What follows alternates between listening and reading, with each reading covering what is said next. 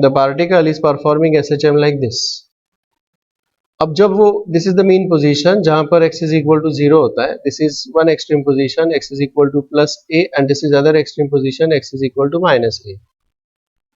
इसमें जैसे ही पार्टिकल उस तरफ जाना शुरू करेगा, जैसे ही पार्टिकल उस तरफ जाना शुरू करेगा, as it starts going in that direction, this is the x and this x is positive. The restoring force is in this direction. Yes or no? This is the restoring force. अगर displacement इससे भी ज्यादा है तो restoring force भी ज्यादा होगा। The more is the displacement, more is the restoring force. So right? दूसरे दिशा में अगर वो जा रहा है, if the displacement is in this direction, फिर भी रिस्टोरिंग फोर्स इस डायरेक्शन में होगा ऐसे।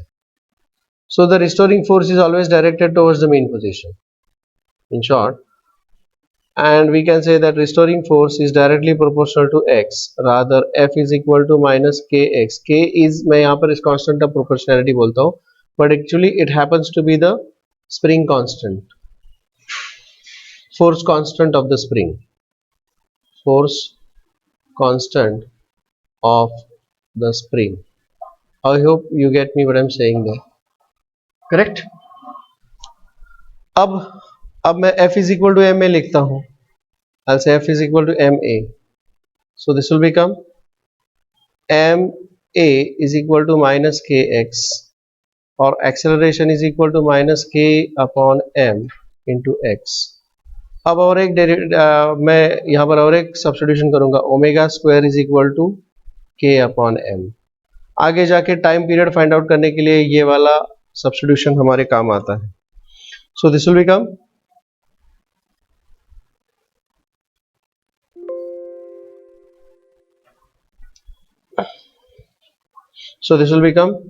a is equal to minus omega square into x.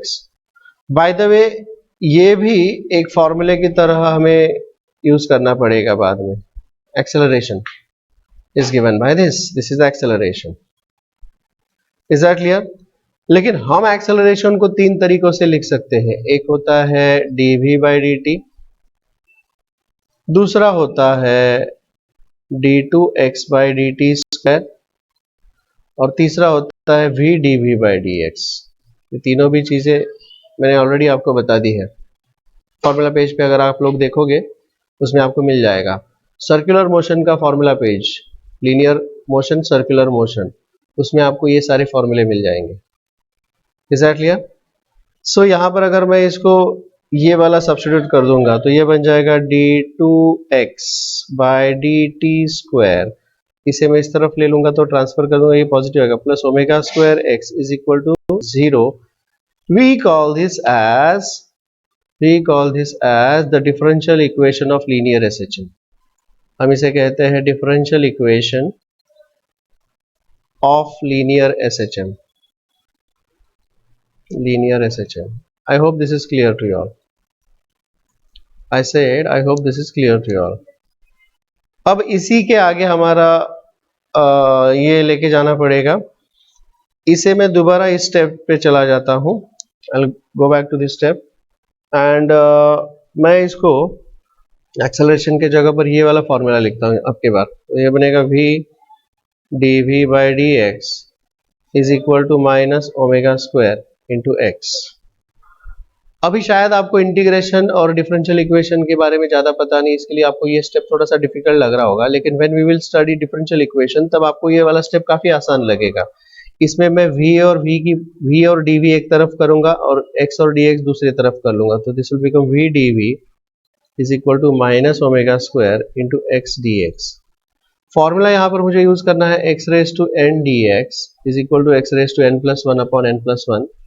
इसे वेरिएबल सेपरेबल फॉर्म में होने के कारण इसे मैं इंटीग्रेट करना चाहूंगा. ये कांस्टेंट है, उसको मैंने पहले ही बाहर निकाल दिया. तो this is v raise to one and x raise to one, जिसका इंटीग्रेशन आएगा v square upon 2 is equal to minus omega square x square upon 2 plus c. You see? Is that clear? ठीक है. इसे अब मुझे यहाँ पर कुछ कंडीशन सब्स्टिट्यूट करनी पड़ेगी. I'll go back to this. यहाँ पर मैं वापस चला जाऊंगा। ये जो होता है, अगर इसकी बात करूं मैं, well if I am talking about the SHM की अगर मैं बात कर रहा हूं, तो यहाँ पर x इज इक्वल टू 0 होता है एंड वेलोसिटी उसका v मैक्स होती है, and at x is equal to plus a, यहाँ पर आके उसका वेलोसिटी मिनिमम होता है जो कि 0 होता है, and the same thing is happening at x is equal to minus a also, the velocity is equal to 0। तो यहाँ पर मैं सब्स्टिट्यूट करूंगा at x is equal to plus a और minus a, velocity is equal to 0। अगर ये x है तो x का स्क्वायर क्या होगा रे, प्लस a का स्क्वायर भी a स्क्वायर होगा, माइनस a का स्क्वायर भी a स्क्वायर होगा। So when I substitute in this, what I get there, v square upon 2 is equal to minus omega square into v square, v की जगह पर 0 लिखना पड़ेगा, तो 0 omega square a square upon 2 plus c, तो ये तो 0 बनेगा, therefore c is equal to omega square a square upon 2, and let me substitute this here, तो ये क्या मिल जाएगा, v square upon 2 is equal to minus omega square a square upon 2, sorry minus omega square x square upon 2, omega square x square upon 2 plus omega square a square upon 2. I just substituted for c here. Is this okay? इसमें से by 2 by 2. So what do we get there? This will give me, बोलिए क्या मिलेगा यहाँ पे? This will give me v square is equal to, I'll take omega square common, this is a square minus x square. Well, this happens to be our important formula for velocity. लेकिन people try to remember this in the other form, मतलब v is equal to plus और minus omega, इसका square root omega, इसका square root v, लेकिन इसका square root of bracket के अंदर आएगा a square minus x square. Is this okay? Is that clear? अब वेलोसिटी के लिए हमने वही टेबल जो है वो उसके लिए लिखूंगा dx by dt, it is the time derivative of displacement is the velocity, so I will call this as dx upon dt is equal to plus और माइनस, इसको मैं प्लस ले लूंगा फॉर द डेरिवेशन के लिए, मैं उसका positive side वाला उसका पार्ट ले लूंगा उसका, so this is omega square root of a square minus x square. Now I will transfer x वाला टर्म इधर और dt इधर, तो दिस हैपेंस टू बी कितना बनेगा ये, this will become dx upon square root of a square minus x square is equal to omega into dt. Let us integrate this now. Omega is a constant. Omega is a constant. तो यहाँ पर formula क्या आएगा, it is sine inverse of x upon a, sine inverse of x upon a is equal to omega t plus c नहीं लिखूंगा, इसे मैं plus five लिखूंगा, write this as plus five. Five is the initial phase, I talked about this thing yesterday, initial phase. Is this okay? So I'll transfer this on the other side, this will become x upon a is equal to sine of omega t plus phi, so this will become x is equal to a sine of omega t plus phi।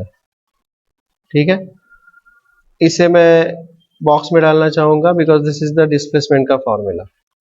इसके दो cases होते हैं आगे जाके, if SHM starts from the mean position and if SHM starts from the extreme position, अगर वो mean position से चलता है तो वहां पर phi is equal to 0 होगा, and this becomes x is equal to a sine of omega t। SHM from position starts from mean position, is this okay? And if the SHM starts from the extreme position, SHM starts from extreme position, then phi is equal to 90 degree and this will give me x is equal to a cos of omega t। Is this clear? Well, मेरे ख्याल से तुम्हारा जो doubt था वो उसी के अंदर कवर हो चुका है, yes or no? So shall I proceed further?